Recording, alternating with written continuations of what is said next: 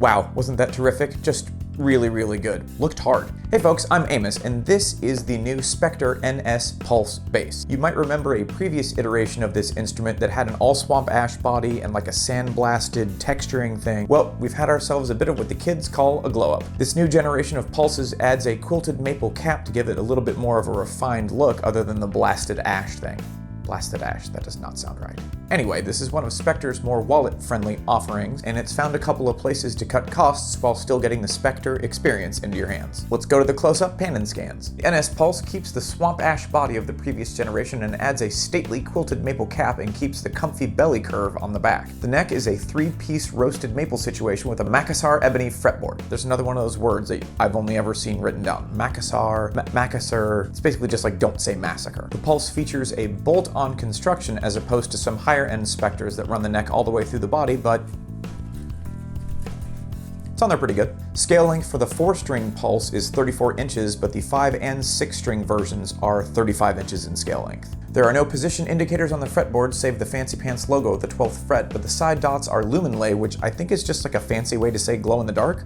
Yeah, that's pretty good. As far as the electronics go, we are in classic Spector territory with an active set of EMG PJ pickups, and handling the preamp duties is the famous Spector Tone Pump Jr. Master volume's here, pickup blend is here, bass is here, treble's here. The hardware on the Pulse model is finished in black, which goes great with the black cherry finish, and this bass is also available in ultraviolet and black stain. It clocks in at 8.2 pounds, everyone who sends a message on Reverb.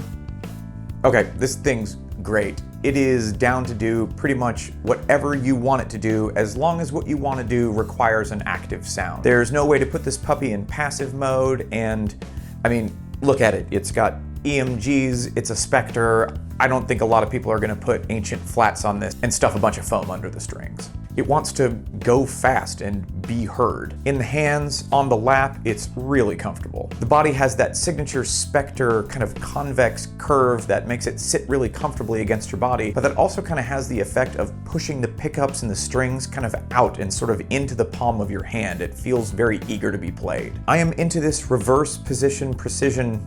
Wow, that is not easy to say. This reverse position precision pickup as well. If you've been playing bass long enough, you know that even really slight adjustments to your right hand position can change a little bit of the character of the note that you're playing. So when I play on a reverse P like this, I'm like maybe an inch, maybe 3/4 of an inch further towards the bridge than I would be otherwise. The strings are ever so slightly more tense and responsive under the fingers in this spot, and I love it. It definitely sounds right. It has that classic Spector mid-range, and I know that everybody in the world says their bass has growl. This thing has growl. For real. It responds to a heavy hand really, really well, heavy picking, heavy slapping, even really digging in finger style. To be fair, I am playing through a compressor, but I mean, this bass loves compressors. I imagine the big difference between this bass and some of the other high-end Spectors like the RST and NS2 is this neck, which is bolted on instead of being run all the way through the body. But I didn't sit here with this bass thinking, oh, if only it had neck through construction. It's great, it feels solid, it hangs together really well. Sustain is great, the way the notes translate acoustically in the bass is great. I don't